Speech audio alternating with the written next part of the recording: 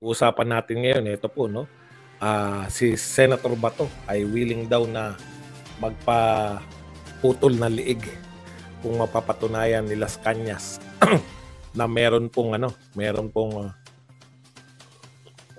natama ang kanyang mga paratang kay BP Sara na si BP Sara daw po yung pasimuno ng tukhang sa Davao City nung siya ay mayor. Interview kay Bato ng ni Senator Bato ng mga news ng mga media po, no? Parang ambush interview po 'yun. Sabi po si Las Cañas, ayon po kay Bato, ang dami na pong sinabi niyan sa Senate hearing pa lang nung panahon na presidente pa lang po si De Lima. Hindi na po napagkakatiwalaan si Las Cañas. Yan po yung katotohanan. Hanggang ngayon, etong mga media natin, no, patuloy pa rin po nilang binibigyan ng bigat yung bawat sinasabi. Actually wala pong pumapansin kay Las Cañas eh. Ito pong sinasabi niya ngayon sa ICC, iyon sa mga reklamo niya kay PRRD, wala pong pumapansin. Pero nung nagsalita po si Las Cañas na dinadamay niya si Inday Sara Duterte, bigla po naging topic ng media. Lahat po ng ikasisira ni Sara Duterte, kakagatin po ng media kahit wala pong basehan. Yun po ang nakakatakot eh. 'Di ba? Si Las Cañas po, sabi nga ni Senator Bato, putya, wala namang akusasyon si BP Sara before. Ano yan, pabago-bago? Matagal na pong mayor si Sara Duterte. Nung mayor siya, vice mayor, hindi po siya kasama sa tukhang. Hindi po siya kasama na mastermind ng tukhang. Ngayon, siya na po ang mastermind ng tukhang sa Davao City. Alam po ni Bato yan, ni Senator Bato, dahil taga dyan po siya at sila po yung sa tukhang talaga. Kaya sabi niya nga, papaputol siya ng liig kung may involvement po si Sara Duterte. Yun po yung problema ng media, basta anti Sara Duterte. Pang ilang niya na po yan. Serye po yan eh. Yung mga naunang serye, hindi po nila pinapansin si Las Cañas. Pero nung sinabi ni Las Cañas na involved si Sara Duterte, biglang bida na sa kanila si Las Cañas. Kaya yun po yung hamon ni Senator Bato. No? Patunayan niya yan. Pag napatunayan niya, magpapaputol ng ulo o ng liig si Senator Bato. Naku, namatay yung aking kodigo penal. Okay.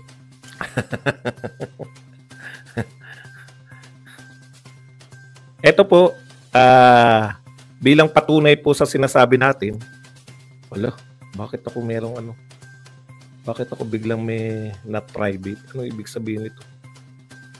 Pati po napilitan na po magsalita itong si dating Senador Ping Lacson tungkol po rito kay Las Cañas. Pakinggan po natin si dating Senador Lacson. May sinabi po siya tungkol dito kay Las Cañas. Blina kasi ko nito ni Lacson dati. Without any corroborating witness or physical evidence to support his testimony, Arturo Las Cañas, a flip-flopping witness during our Senate Committee on Public Order and Dangerous Drugs public hearings, cannot withstand the standards of a fair trial. Yan po ang sinabi, no? Ito po daw po ay pabali-baliktad, no? Wala pong nagko-corroborate ng kanyang mga sinasabi. Walang ibang witness, wala rin pinapakitang physical evidence. Ito po mula po sa isang dating PNP chief na naging senador, si Senator Ping Lacson, no? Hindi raw po mapagkakatiwalaan bilang witness itong si Las Cañas. Kaya dapat itong media, no, sa totoo lang, dapat hindi niyo na pinapatulan yung mga ganyang uri ng witness laban sa mga Duterte. Alam niyo naman na sinisiraan lang yung mga Duterte, patol pa rin kayo ng patol. Yun ang problema natin dito sa ating media talaga, no? In short, walang resibo, wala po talagang, hindi po katiwa-tiwala. Lumabas na rin nga po yung video ng sinabi nila na pinatay daw nila, no? Sabi nito ni Las Cañas, yung dance instructor. Nagsalita po siya na hindi po totoong ako ay namatay, pinatay. Ito po, buhay na buhay siya. Hindi na po ako nagtataka sa media, pero sana naman, no? Ayus-ayusin nyo. Kaya wala na naniniwala sa inyo. Sa totoo lang, bakit mas pinagtitiwalaan pa yung mga vlogger yan? Kasi ganyan. Binabalita nyo pa rin yung mga taong ganyan. Walang mga kredibilidad. Patay na si Mato-Bato. Okay. Punta po tayo dito sa iba pang balita. Ito po, kasama pala sa, hindi ko kasi alam talaga laman, pasensya na. Sabi ko nga, napakalaking pag-aksaya. No? Napakalaking pag-aksaya ng bagong Pilipinas rally. Kasi wala po akong makita na bakit kagagastos ng mahigit 20 million pesos para sa isang rally na wala naman pong katuturan. Di ba? Ano po yung katuturan nun? Maliban na lang kung gusto mong ipakita na mas marami yung a-attend sa Quirino Grandstand kaysa dito sa Davao. Pero nalagpasan na po yan. Una, sa mga nanood, pareho, Rappler, tsaka tong Rappler na lang din. Milyon po nanood doon kay Tatay Digong sa Rappler. Dito po, Rappler pa yan. Mas marami pong nanood, no, ng rally na sa Davao kaysa po dyan sa Quirino Grandstand. Ibig sabihin, mas may dating po.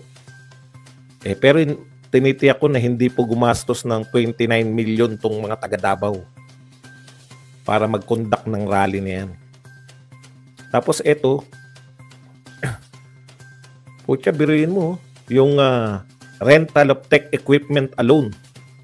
Yung tech equipment para sa sound system, sa mga lightings, 15.9 million na.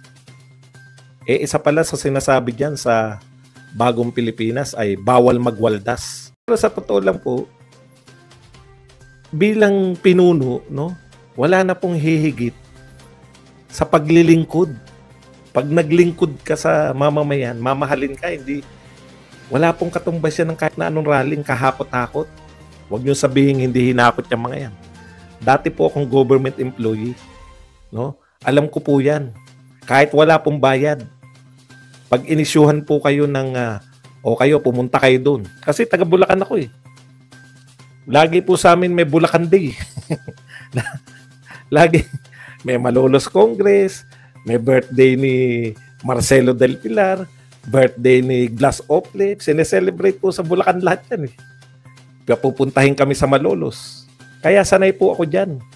Kala niyo po ba na hindi totoo yung hakot-hakot? Kahakot-hakot po yan. Bakit mo naman ako patitigilin, Norberto De Jesus? Tumigil na daw ako. Trabaho ko po to eh. Okay, ulitin ko po ha.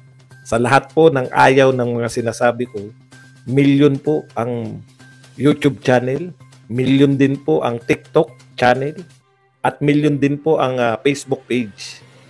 Kung ayaw nyo po nung sinasabi ng huwag po kayo magtiyaga, lipat agad.